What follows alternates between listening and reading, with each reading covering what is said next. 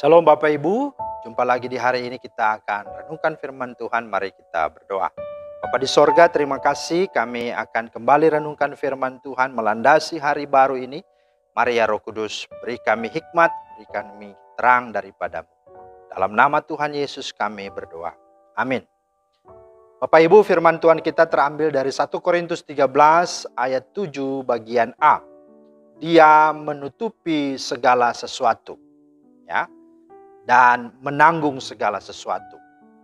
Ada dua bagian yang kita akan renungkan dalam satu tema, kasih itu menutupi dan menanggung segala sesuatu. Nah, Bapak Ibu, kata menutupi adalah kata kerja dari bahasa Yunani, yaitu stego, yang bisa berarti menanggung. Nah, arti dari kata menutupi segala sesuatu itu bisa juga menanggung segala sesuatu. Ya, seperti itu. Nah, pertanyaan, segala sesuatu itu apa?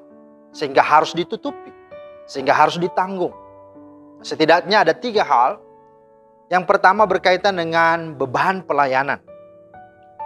Di dalam 1 Korintus 9 ayat 12, kita tahu di sana berkaitan dengan Paulus dan rekan sepelayanannya.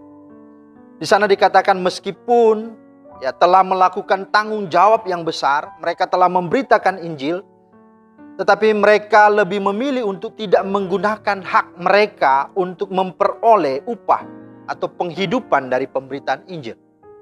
Tetapi mereka menanggungnya sendiri. Itulah sebabnya mereka buat tenda. Mereka menanggung segala sesuatu itu.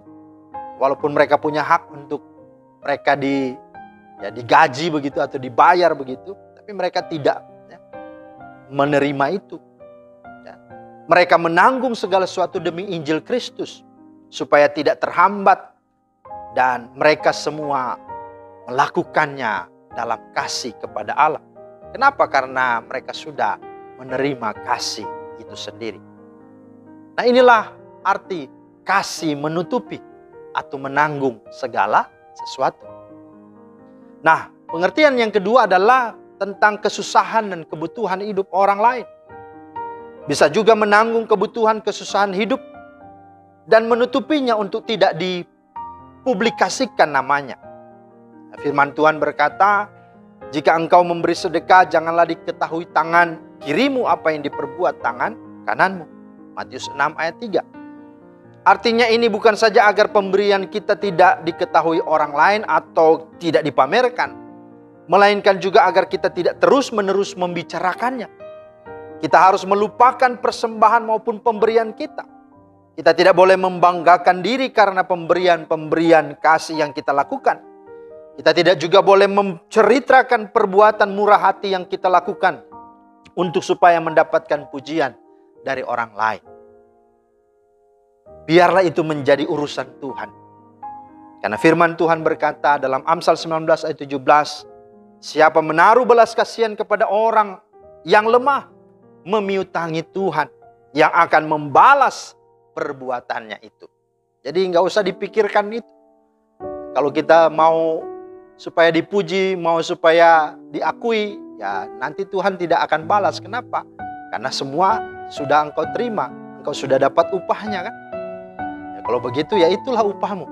Tapi kalau kita melakukannya dengan kita menanggung akan kesusahan orang tanpa kita bicarakan, tanpa kita pamer, maka dia yang ada di tempat maha tinggi melihat segala sesuatu yang tidak terlihat oleh mata manusia. Itulah yang akan membalas kepada kita. Dan yang ketiga, kasih menutupi dan menanggung segala sesuatu artinya berkaitan dengan kekurangan dan kesalahan orang lain. Nah, saudara, tahukah kisah dalam Kejadian 9 ayat 21 sampai 23 yang menceritakan tentang Nabi Nuh yang karena kebanyakan minum anggur akhirnya mabuk dan dia telanjang. Kemudian anaknya yang bernama Ham melihat aurat ayahnya, lalu menceritakannya kepada kedua saudaranya, yaitu Sem dan Yafet. Sesudah itu Sem dan Yafet mengambil sehelai kain dan membentangkannya pada bahu mereka berdua, lalu mereka berjalan mundur.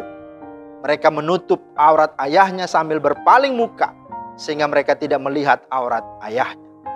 Nah, saudara, Dari kisah di atas kita melihat respon yang berbeda dari anak-anak Nuh pada saat melihat kekurangan dan kesalahan ayahnya.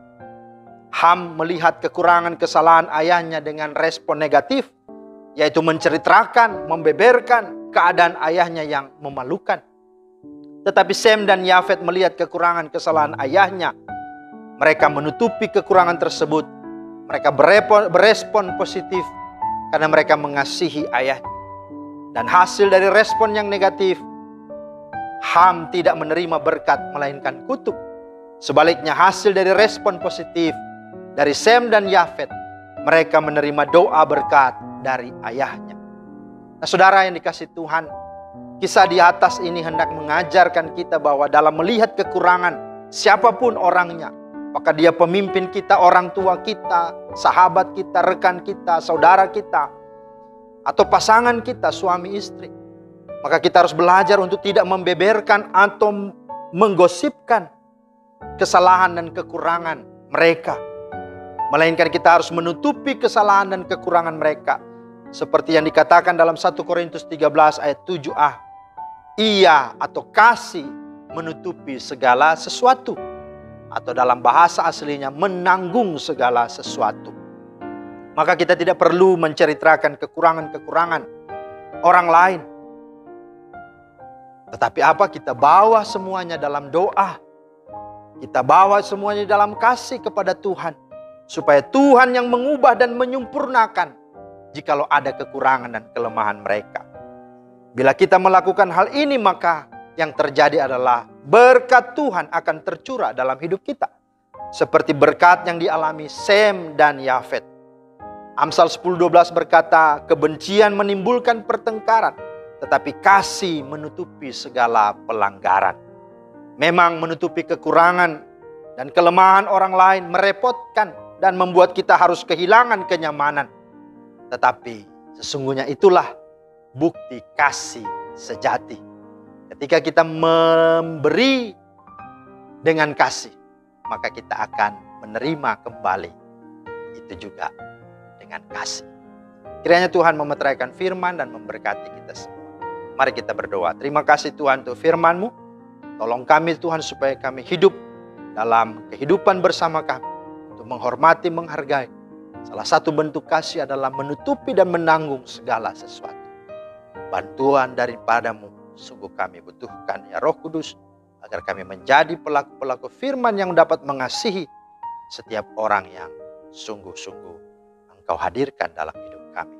Demi Kristus kami berdoa. Haleluya. Amin. Demikianlah firman Tuhan hari ini. Bapak Ibu kiranya menjadi berkat. Selamat beraktivitas. Tuhan Yesus memberkati. Shalom.